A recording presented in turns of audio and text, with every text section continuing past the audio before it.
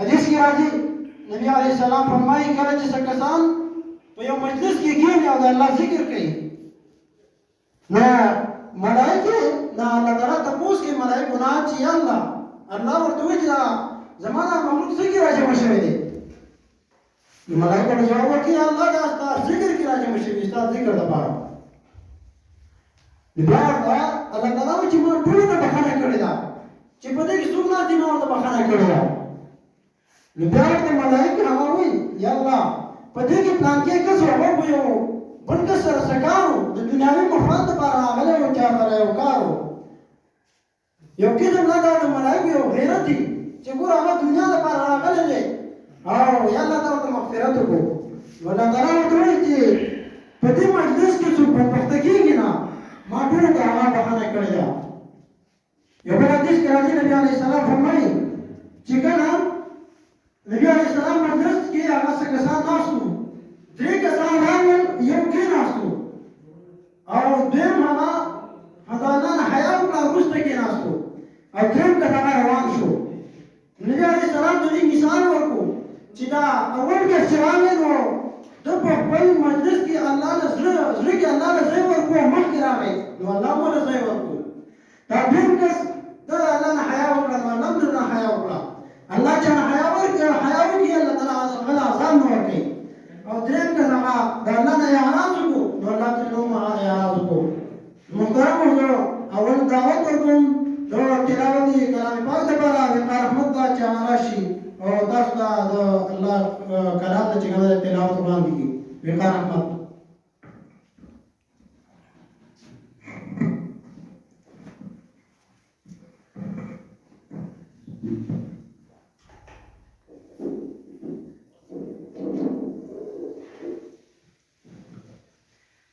أعوذ بالله من الشيطان الرجيم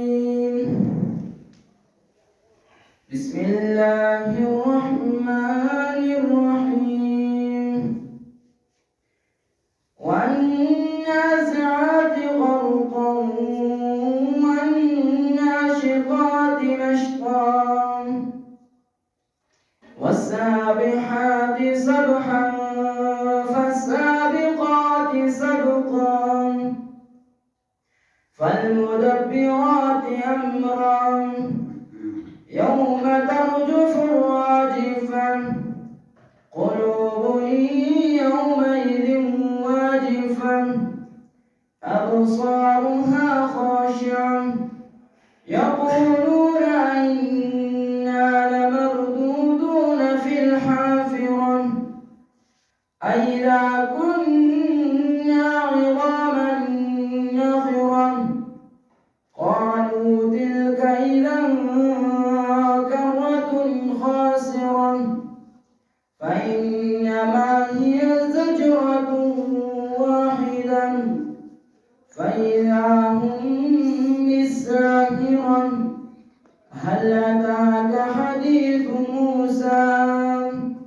إذ ناداه ربه بالوادي المقدس طوى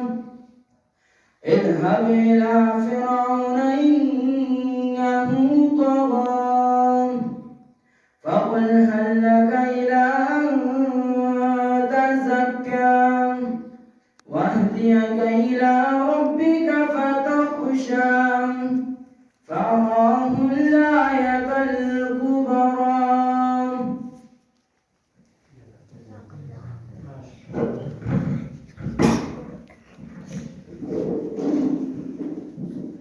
ما شاء الله جزاك الله دوی وقار احمد د دین په دعوت کو پر ګران مور پر قیوم محترم سے تاجرا شیطان کا مختصر شان دینا ما وړاندې کی رنګین سے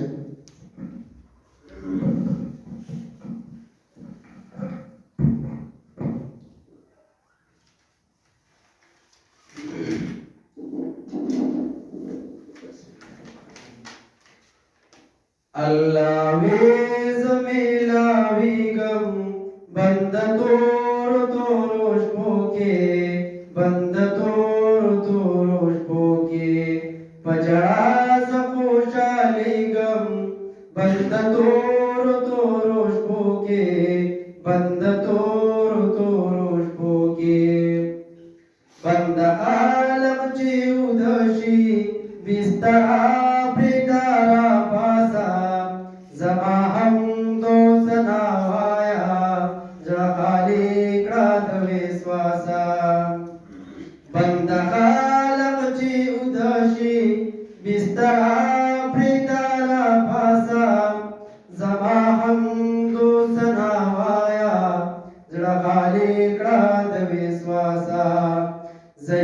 طريق نعود كيغم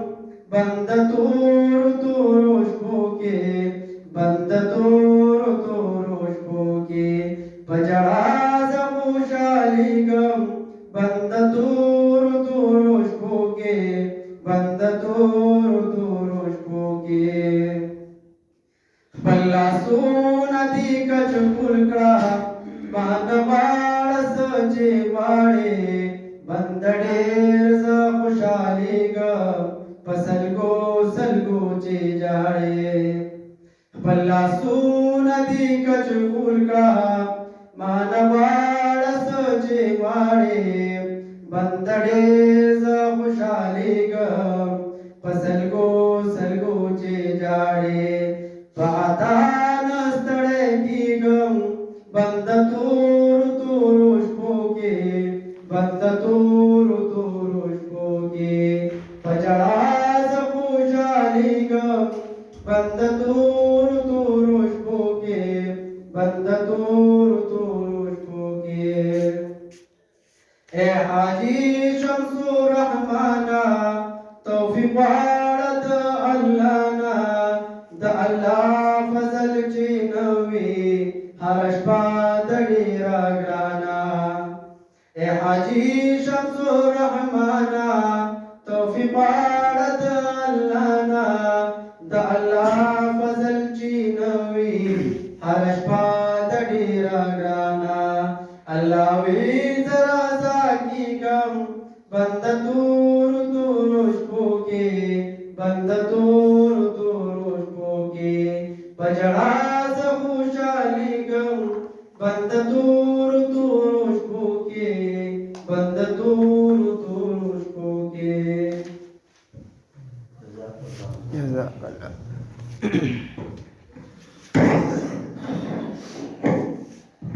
ماشاءاللہ جزاک اللہ د زموږ ملګر ته ژوند دی هغه ډېر مشایخ راغلي دي الله دې د دې ټول هغه قدر وکړي موږ د دې ډېر شکرګزار یو چې دومره په مصروف وخت کې دې موږ هغه وخت وباسل او دې راغلل الله دې د دې هر یو قدم هغه په خپل تله کې هغه وتلي الله دا د دې لپاره د نجات ذریعه وګرځي نو زه د دې نه بعد دعوت ورکړم فضیلة الشیخ ابو ابراهیم خیر الله صاحب ته هغه دعوت ورکړم چې راشي او تاسو ته هغه په خپله موضوع باندې مخاطب شي فضیلة الشیخ ابو ابراهیم صاحب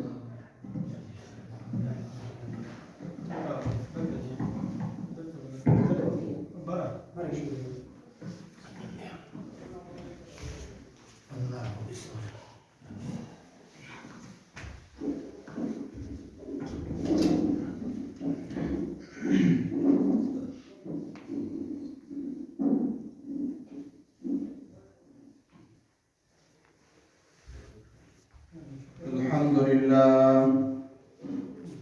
والصلاة والسلام على رسول الله وعلى آله وصحبه ومن والاه أما بعد قال الله تعالى في القرآن المجيد والفرقان الحميد أعوذ بالله من الشيطان الرجيم بسم الله الرحمن الرحيم يا أيها الذين آمنوا قوا أنفسكم وأهليكم نارا وقودها الناس والحجارة عليها ملائكة غلاظ شداد لا يعصون الله ما أمرهم ويفعلون ما يؤمرون اللهم صل على محمد وعلى آل محمد كما صليت على إبراهيم وعلى آل إبراهيم إنك حميد مجيد اللهم بارك على محمد وعلى آل محمد كما باركت على إبراهيم وعلى آل إبراهيم إنك حميد مجيد سبحانك لا علم لنا إلا ما علمتنا إنك أنت العليم الحكيم اللهم زدني إيمانا ويقينا وفقها. زما د اسلام ډیرو عزتمندو قدرمندو حاضرینو سامعینو مسلمانانو وروڼو او خویندو، الله رب العالمین په فضل او د الله رب العالمین په مهربانۍ باندې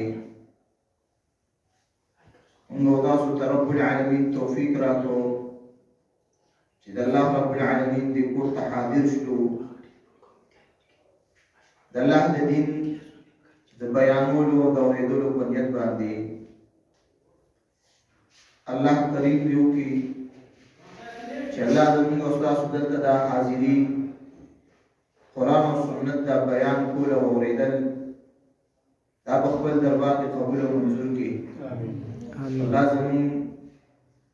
د آخرت د نجات ذریعه وګرځوي. الله رب العالمین دې په اول ویونکو ته او بیا اوریدونکو ته د عمل توفیق نصیب کړي. زما محترم ورونو، ما ته جاوید استاد موضوع راکړې وه د تربیت الاولاد په موضوع باندې، د خپل اولاد دینی او ایمانی تربیت فکر. د الله رب العالمین نه دعا ګویم سوال کوم چې الله رب العالمین ما ته د قرآن او د سنت رڼا کې د موضوع د بیانولو توفیق نصیب کړي. عزتمندو مسلمانانو، په موږ او تاسو د الله رب العالمین ډېر زیات او بې شمېره نعمتونه دي او ډېر لوی لوی نعمتونه دي، او د الله په لویو نعمتونو کې په خپل بندګانو باندې یو لوی نعمت هغه د اولاد نعمت دی، او د دې نعمت قدر د هغه چا نه موږ تپوس کوي چې چا الله نه یې ورکړي. تاسو ته پته ولګي چې د اولاد څومره لوی نعمت دی. کوم خلکو باندې چې الله امتحان راوستي او د اولاد د نعمت نه عارضي وخت پورې محروم کړي، د هغې زندګي بې سکونه بې چینه زندګي. دا اولاد د الله ډېر لوی نعمت دی، او قرآن مجید کې الله رب العالمین د اولاد د ولادت ذکر دا د انسان لپاره د خوشخبری په طریقې باندې دی. الله وایي د زکریا علیه السلام متعلق چې کله د الله نه سوال وکړو رب انی وهن العظم مني واشتعل الرأس شيبا ولم أكن بدعائك رب شقيا. الله نه سوال وکړو یا الله ما ته اولاد را نصیب کړي یرثني ويرث من آل یعقوب. الله رب العالمین چې کله دعا یې قبول کړه، الله رب العالمین ورته